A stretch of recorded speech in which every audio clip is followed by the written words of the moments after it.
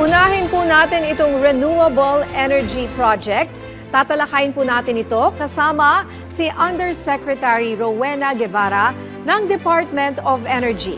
Magandang tanghali po, Yusek Guevara. Magandang tanghali at magandang bagong Pilipinas sa inyo at sa ating mga tagapakinig. Bilang isa po sa prioridad ni Pangulong Marcos Jr. itong low-carbon energy transformation ng bansa. Nasaan na po tayo dito mula sa inyo dyan sa Philippine Energy Plan? Ang Philippine Energy Plan, ang target natin ay 35% renewable energy sa generation mix by 2030 at 50% by 2040. Sa ngayon, nasa 22% na tayo. At ang DOE ay tuloy-tuloy na nakikipag-ugnayan sa pribadong sektor, sa mga renewable energy developers, para makapagtayo pa tayo ng mas maraming renewable energy. Sa kasalukuyan, meron tayong 1,282 awarded renewable energy service contracts para magkaroon tayo ng capacity na 130,269.9 megawatts. Sa kasalukuyan, 5,784 megawatts na ang na-install as of October 2024. Magandang tanghali po, Yusek Guevara. Sa kasalukuyan, ano-ano pa po ang mga isinusulong na proyekto kaugnay ng renewable energy? Sa kasalukuyan, meron tayong tinatawag na net metering program na kung ikaw ay may bahay o may kumpanya na meron kayong bubong, pwede kayong maglagay ng solar rooftop at pwede kayong maging prosumer, nagko-consume at nagpo-produce ng energy. Meron din tayong Green Energy Option Program para sa mga kumpanya na gustong mag 100% renewable energy.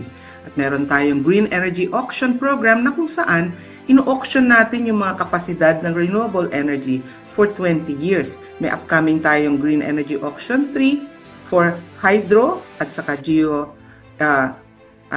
geothermal.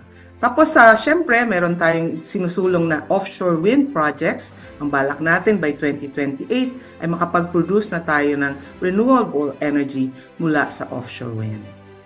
Alright, ito pong inilunsad na Terra Solar Philippines Incorporated. Ano po ang papel ng battery energy storage system po dito? Alam mo yung 3,500 megawatts nitong Terra Solar Project ay napakalaki.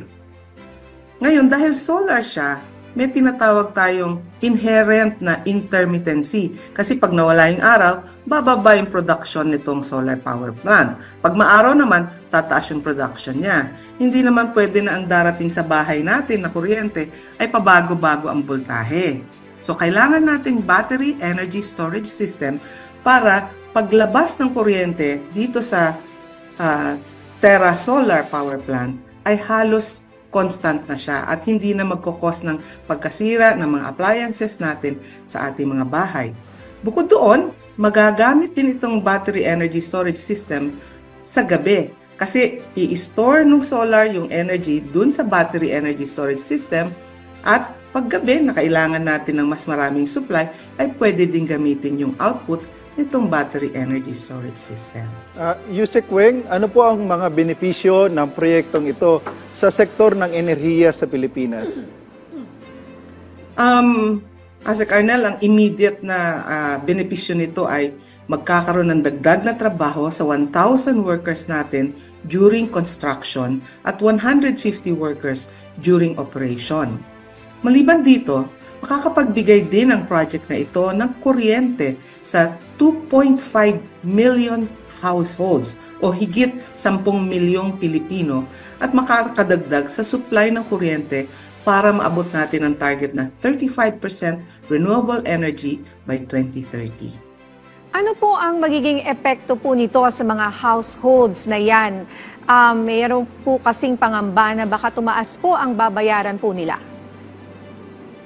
Alam mo kasi ang ating presyo for renewable energy ay mababa naman kapag ka solar. 3 pesos 50 centavos per kilowatt hour hanggang 4 pesos 50 centavos per kilowatt hour ang kasalukuyang presyo niyan. Pero ang pinaka-importante ay pagka nagkaroon tayo ng indigenous na renewable energy, mababawasan ang epekto sa atin ng pagtaas at pagbaba ng presyo ng fossil fuel. Naalala ninyo noong 2022, talaga namang more than double yung presyo ng ating kuryente dahil ang presyo ng fossil fuel na pumapasok sa bansa natin tulad ng coal ay nagdoble at nagtriple sa labas ng bansa. Sa paggamit nitong renewable energy, sisiguraduhin natin na constant lang halos ang magiging presyo ng ating kuryente at hindi pa bago-bago, depende sa sitwasyong global. Okay, so at least ma-assure po natin mga kababayan na hindi tataas, kundi baka lalo pang mapagaan yung kanilang mga bulsa pag nangyari po ito. Ano naman po ang iba pang plano ng Pilipinas po upang mabawasan pa ang pagdepende po natin dito nga sa na-mention yung mga fossil fuels tulad ng coal? Alam mo, may mga iba tayong clean energy technologies na tinitingnan tulad ng nuclear energy. Ang target natin, by 2032, magkakaroon tayo ng 1,200 megawatts na nuclear, tapos paabutin natin ng 2,400 by 2035, 4,800 by 2050. Pero ang pinakamalaki talaga ay yung offshore wind. Kasi ang kapasidad ng buong Pilipinas ay 178 gigawatts ng offshore wind. Ang target naman natin sa 2050, meron na tayong 19 gigawatts ng offshore wind.